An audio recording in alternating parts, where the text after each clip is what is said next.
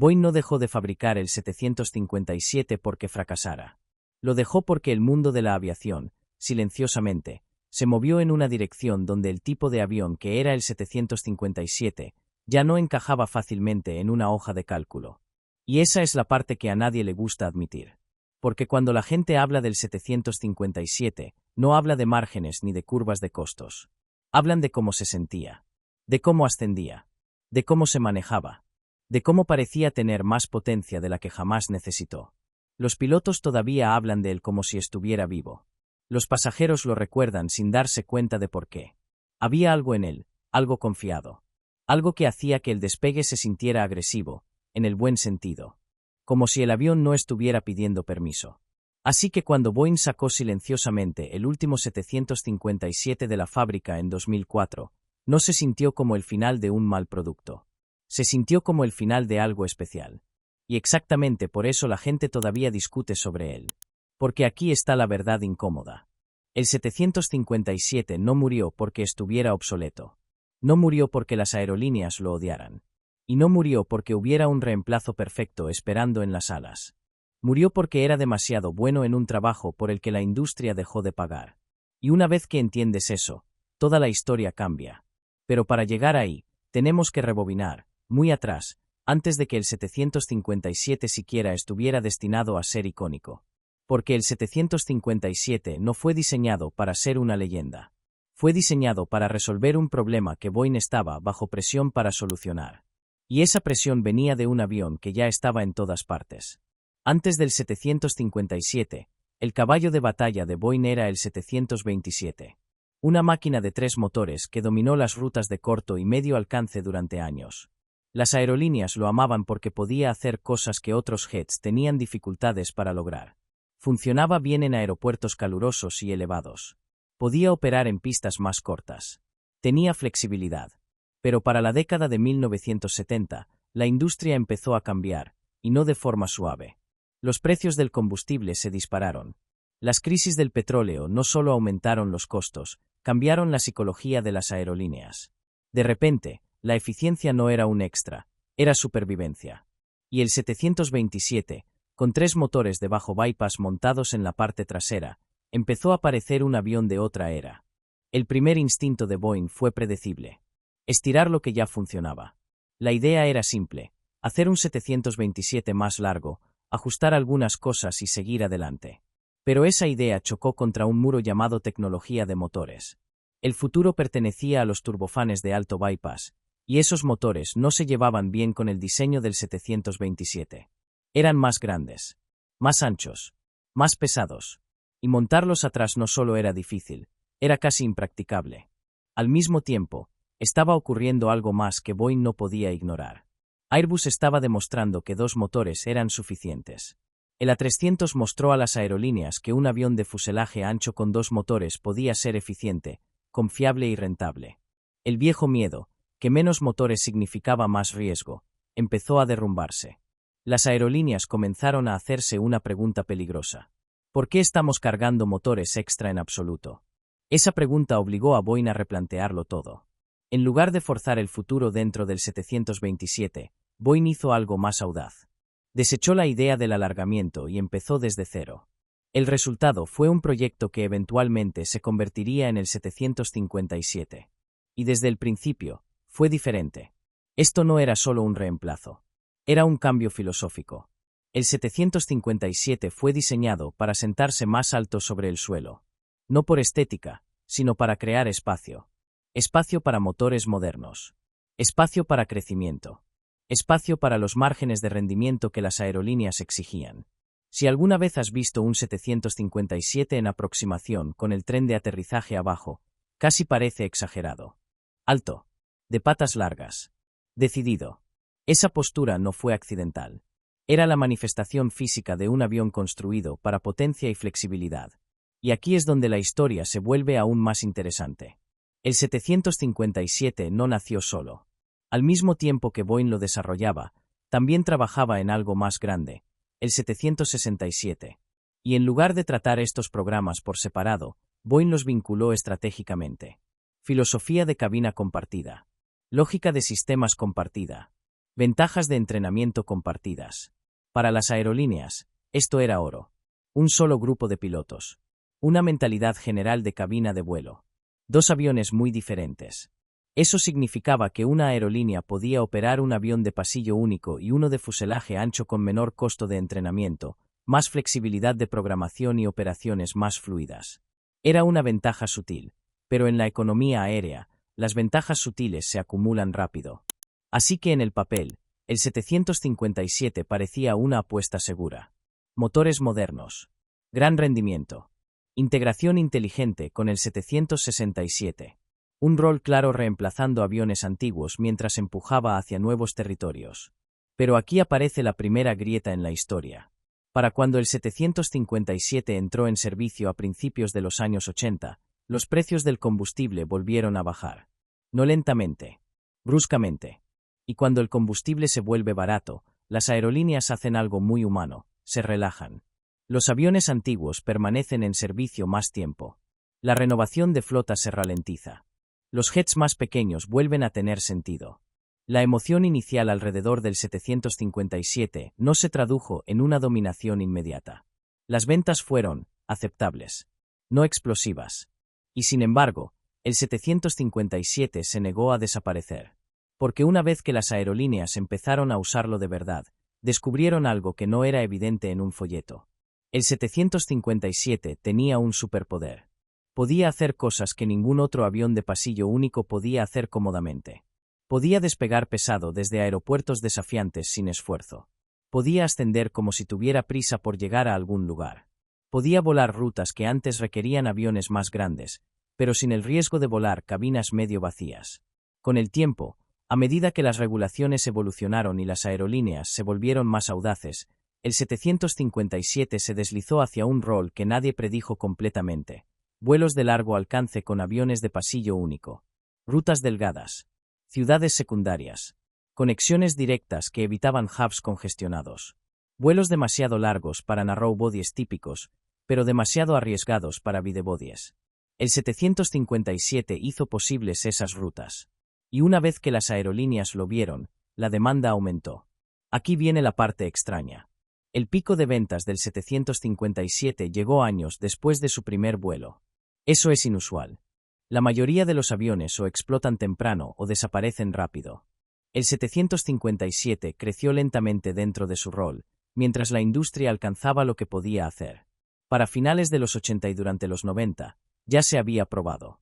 Los pilotos lo amaban. Las aerolíneas lo respetaban. Los pasajeros confiaban en él. Pero mientras el 757 construía una reputación, también estaba construyendo un problema.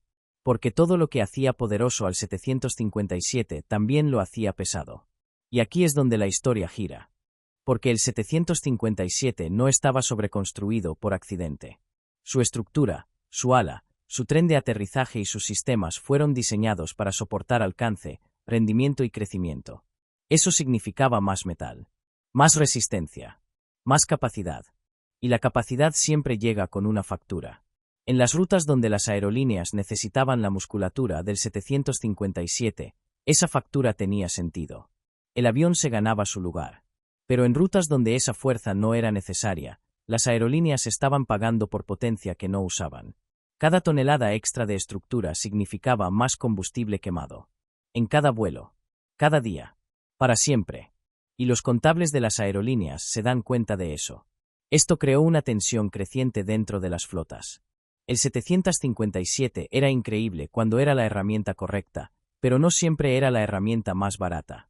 A medida que nuevos aviones de pasillo único se volvieron más eficientes para misiones diarias, el 757 empezó a verse como un especialista en lugar de una opción por defecto. Aún así, solo con eso no habría muerto. El verdadero punto de inflexión llegó cuando el mercado colapsó. Después de 2001, la industria aérea entró en un periodo de miedo. La demanda cayó. Las rutas desaparecieron. Las aerolíneas se fusionaron o desaparecieron. La planificación de flota pasó de crecimiento a supervivencia. Y cuando las aerolíneas se vuelven cautelosas, dejan de comprar aviones de nicho. Los pedidos se secaron. No solo se ralentizaron, se secaron. A principios de los 2000, Boeing se encontró produciendo apenas un 757 por mes. Puede que eso no suene dramático, pero en términos de fabricación, es mortal. Una línea de producción no puede sobrevivir con esperanza. Los proveedores no pueden sobrevivir con promesas. Y Boeing no podía justificar mantener vivo todo un ecosistema para un avión sin un futuro claro de pedidos. Así que Boeing tomó la decisión. No de manera ruidosa. No dramáticamente. Anunciaron el fin del programa, entregaron los pedidos restantes y cerraron la línea. No había reemplazo listo. No había sucesor esperando. El 757 simplemente desapareció. Y aquí es donde termina la parte 1, porque aquí empieza la parte más malentendida de toda la historia. Porque una vez que la línea cerró, la pregunta ya no era ¿por qué Boeing dejó de construir el 757? La verdadera pregunta se convirtió en ¿por qué Boeing no pudo traerlo de vuelta, incluso cuando el mundo empezó a necesitarlo otra vez? La respuesta vive en motores, economía y una apuesta estratégica que perseguiría a Boeing durante años.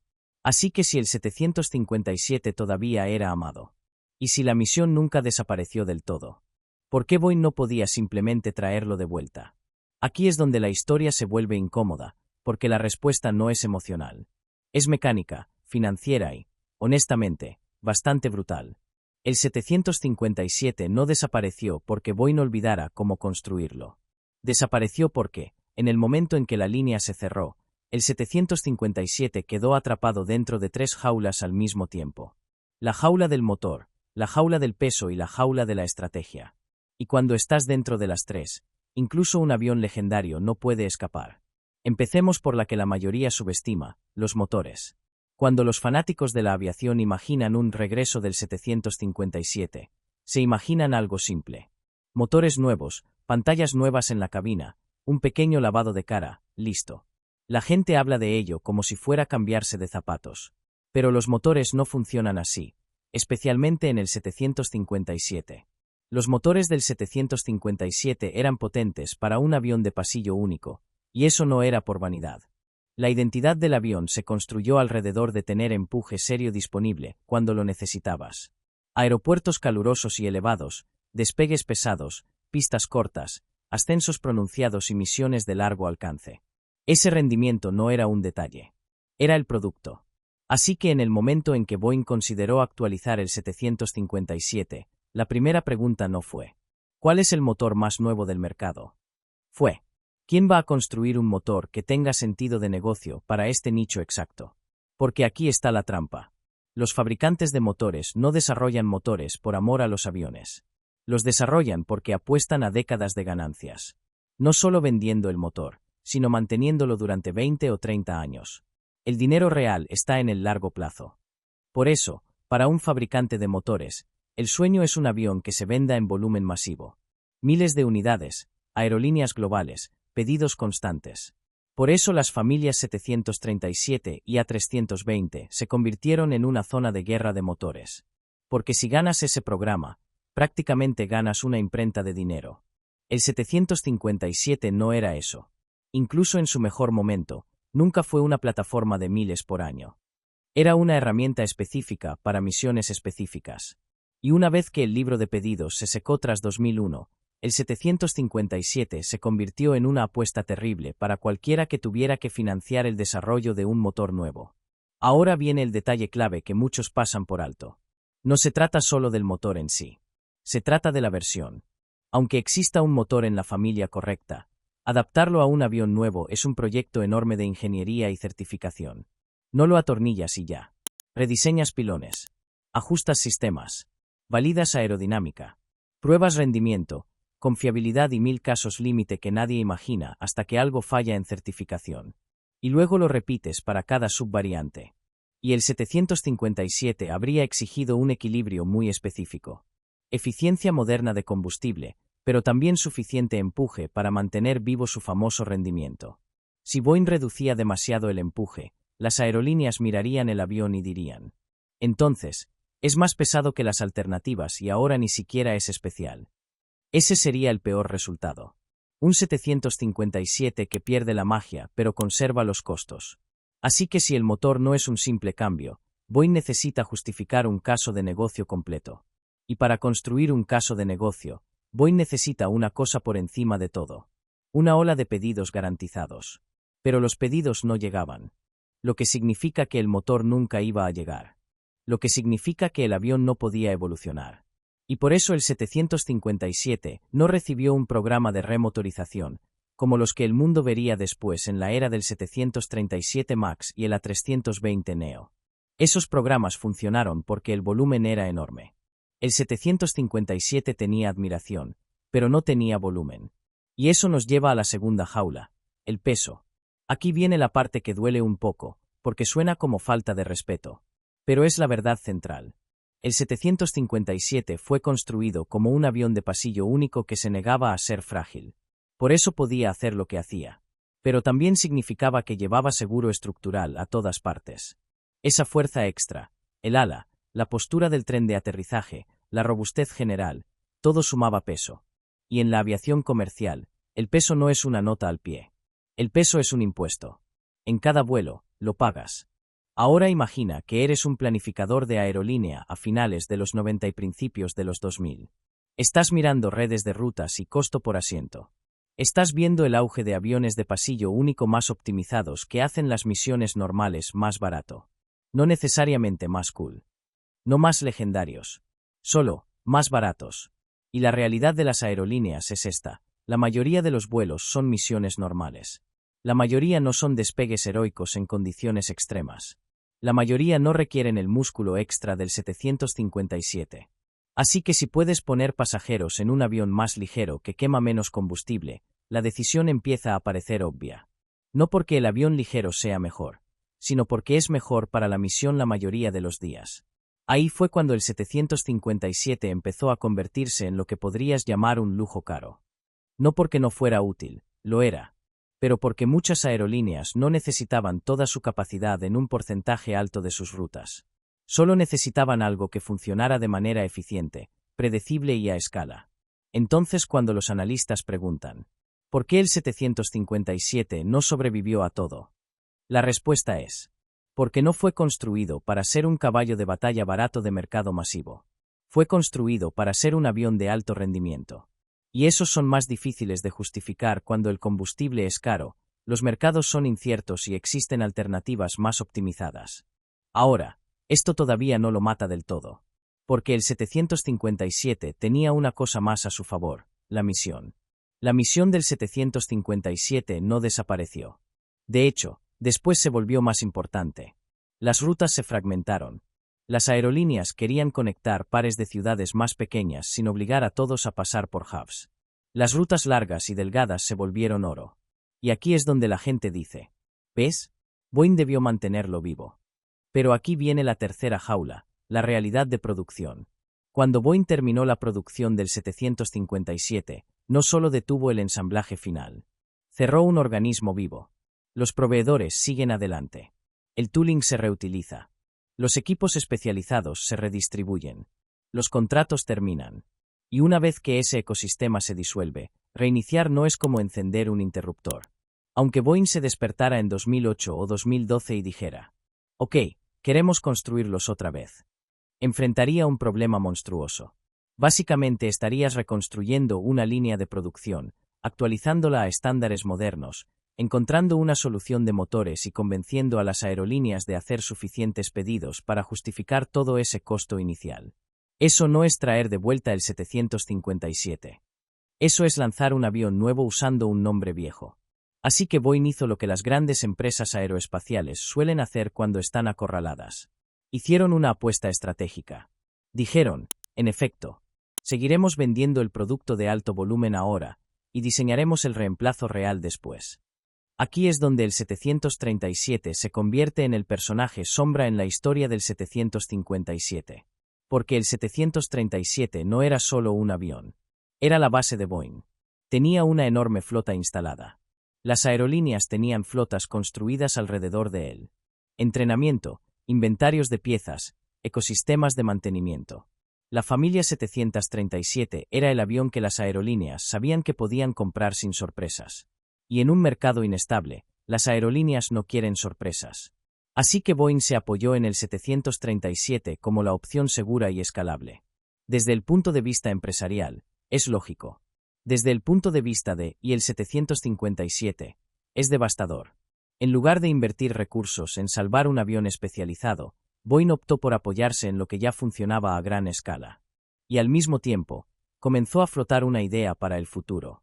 Un avión completamente nuevo para el mercado intermedio.